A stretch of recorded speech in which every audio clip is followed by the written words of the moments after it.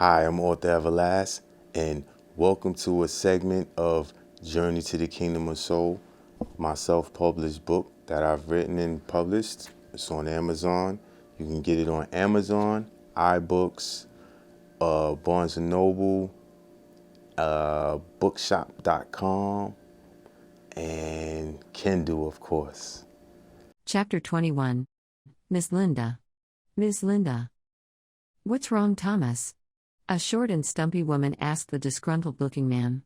It's too early for you to be out here fussing. It's time to eat, and Miss Linda ain't even got the fire going yet, Thomas complained. He stood outside of Miss Linda's wagon with full intentions of going in there and tousling her out of bed if he had to. Maybe she went down to the stream for the morning, Rose reasoned. No. We were down there already. Rose bit down on her bottom lip and looked around at the hungry faces before her. Rose was more than capable of getting the fire started and preparing the table for Miss Linda, but a queasy feeling told her to go and look for Miss Linda first. Let me go and see if everything is all right with her, Rose said and climbed up into the wagon. Miss Linda? Thomas patiently waited all of 2 seconds before he said, What's going on in there, Rose? She's not here, Rose timidly said through the canvas. What do you mean she's not in there? Thomas barked as he climbed up into the wagon to take a look for himself. See, Rose said, with her arms spread. It's empty. Well, where the hell is she? Thomas asked. How am I supposed to know? Rose snapped, then pushed past him to climb back out of the wagon. Tom, Miss Linda coming out to cook today? She's not here, Rusty, Thomas spat, as the small group of onlookers began to stir. What do you mean, she's not here? Tara asked from the side of the small group.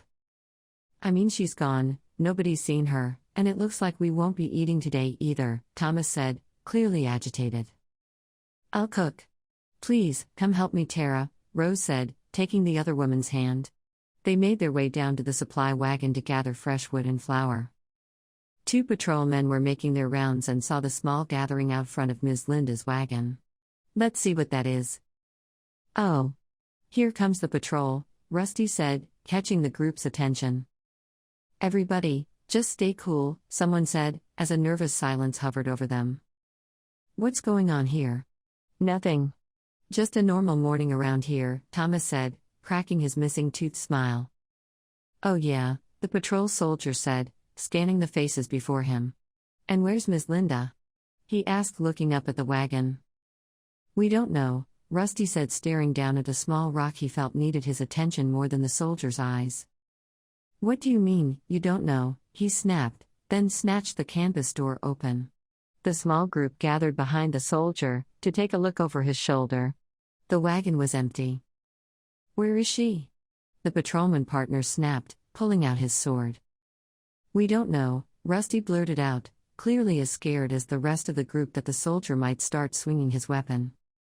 All right, break this crowd up. The patrolman ordered as his partner inspected Miss Linda's wagon. Go on. You people spread out. You see anything, Drew? He asked over his shoulder, as he watched the small group of onlookers scatter. No, the place is empty, Drew said, climbing back out of the wagon. His partner scanned the rest of the area, using the distance to help him see if anything else was out of order. Samson, what's wrong? Drew asked, following his partner's line of vision.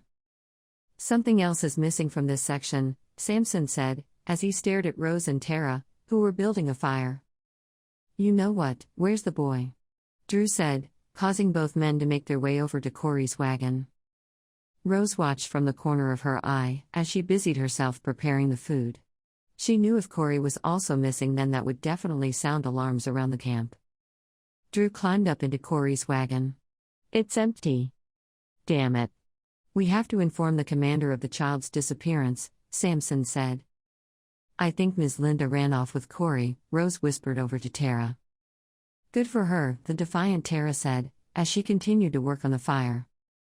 Huh? Rose blurted out as if Tara cursed her. The thing I don't get is why did they run away on their own? Where would they go? Tara asked out loud. She stopped what she was doing to watch the 2 patrolmen walk off in search of their commanding officer. I don't know, and don't discuss this with anyone else. Just keep your thoughts to yourself, Rose said with a worried look in her eyes. Tara put down the piece of wood she was using to build the fire, and walked over to Rose. Rose, in case you haven't heard, things are moving in a new direction around here, Tara said, facing down the older woman. So you better get with it, and stop focusing on your fear of the industry army. Rose stared at Tara as if she had just lost her mind. Tara, what are you saying? I'm saying, there will be an uprising when the army moves out to battle those people in the brook. And we are going to take back our independence when they do. What? Girl, are you crazy? Rose asked in shock. First Ms. Linda runs away, and now you're talking about a takeover. You know these people will kill you for even thinking about something like that, let alone act it out. Listen, Rose. When it begins, just stay close to me. And remember, this is for our freedom, Tara said, looking into her eyes. You remember how it used to feel, right? Rose sucked her teeth. Of course I do, Tara. But that doesn't mean we can achieve something like that against these people. Why not? Because, I guess the main reason is Miss has so much power, Rose nervously said. You saw what he did to the resistors in our city, Tara. I don't know if I'm ready to die in such a horrific manner. If they want me to play by the rules, and be industrialized, then what can I do? Tara looked into the pleading woman's eyes and said, We fight. We fight for all those who fought for us. Believe me, Rose, I'm not ready to die like that neither. But I don't want to live like this anymore, Tara said, taking Rose's hand. Please, Rose, walk with me through this. Just imagine if we win. We won't have to live like this anymore. A tear slid out the side of Tara's eye, causing Rose to embrace her. Tara was one of the strongest women Rose knew from her homeland. To see a tear come out of Tara's eye, after all of the traumatizing things they witnessed since being captured by the industry army, made Rose realize it may be time for a change in their lives. Hey! What's going on with the food? Thomas barked from 20 yards away. He slowly made his way out of the wagon once the coast was clear of patrolmen. Rose jumped, and Tara giggled as she whipped her eyes. It's coming! Tara barked over her shoulder. She stared into Rose's eyes and asked, Are you with us? Rose closed her eyes, then nodded her head. I won't let you go alone. Tara squeezed her hand and said, Thank you, Rose. You'll see when we get our independence back, and you won't have to cook for ungrateful bastards like him anymore. Rose chuckled, as she wiped her eyes. Come on and let's finish these meals. Chapter break. Men of the Army. Major Zor called out from a makeshift podium before his troops. The crowd roared back in approval. We are gathered here today, to continue on our quest to bring a more industrialized way of living to these barbarous cities of Muzina. The crowd booed and howled. Zor waited until his audience calmed down before he continued. Yes. It is our duty, by the will of the gods of force, to industrialize those who believe they can live amongst us, and call out to a power that despises our beautiful way of living. Industry. Industry. Industry. The crowd chanted. Major Zor let the chanting carry on for a few moments, as he stood stone-faced, soaking in the electric energy from his legion of soldiers. This was Zor at his best. Kmis and Nipoli watched the Major from the side of podium, as he worked his leadership impression on an army he helped build into a powerhouse. Zor raised his hand and the crowd simmered down. This is nothing new for us, we are the vanguard for the gods of force. And we will carry out their words and blessings to the walls of the brook, to make them industrialize or die. A murderous roar rose up from the crowd, causing the birds in the trees to burst into the air. Stomp with me. And we will be victorious. This is our destiny. This is our war to win. We are the industry army. The crowd was so high off of the Major's speech, it felt like a cloud full of hostility had engulfed them. Zor turned around and extended his hand to help Nipoli up to the podium. They roared into a frenzy at the sight of the songstress. They all knew this would be the highlight of the rally. Nipoli beamed as she soaked in the scene, standing center stage before the sea of faces. When she was standing off to the side, Nipoli was only able to see a few hundred men. But now that she was the center of their attention, she could see well over 1,000. Zor raised his hand to quiet the crowd, then he stepped out of the way to allow the songstress to put the finishing touch on inspiring the army to victory.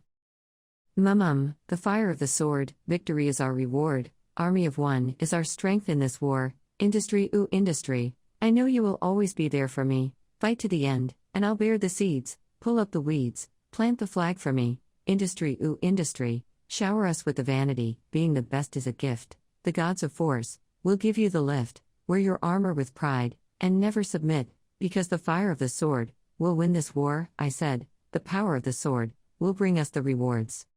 Nipoli was in a deep trance, as her words blanketed her audience with a strong sense of patriotism. She swayed back and forth, causing the crowd to roar like a fire. Zor returned to center stage with Nipoli. He raised his golden arms and said, "Our march is hard. And our will is strong. Follow me? And together let's claim another victory. For the industry. Industry. Industry. Industry." The loud chant echoed through the forest, warning all those who were in earshot of what was about to emerge from the vast green land. Hey everyone, it's Author Everlast. I want to thank you for listening to Let Me Tell You a Story podcast. Tune in for the next episode. God bless and be safe.